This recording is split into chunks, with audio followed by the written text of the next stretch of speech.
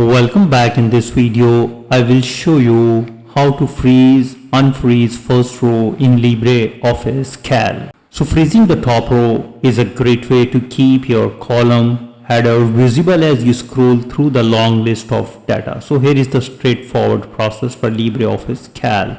So open the spreadsheet in LibreOffice Calc and now place the cursor to the A2 and navigate to the View tab at the top of the windows, and then hover the mouse to the freeze cells and click on the freeze first row.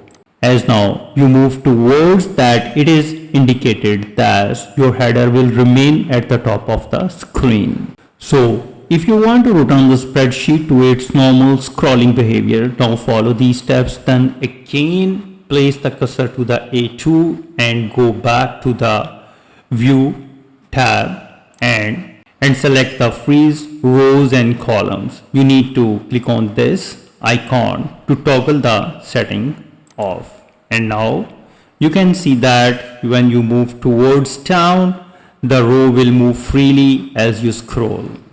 So this is pretty simple and easy. I hope you understand how you can freeze and unfreeze first row in LibreOffice Calc. If you think this video is helpful, please support my channel. Thanks for watching.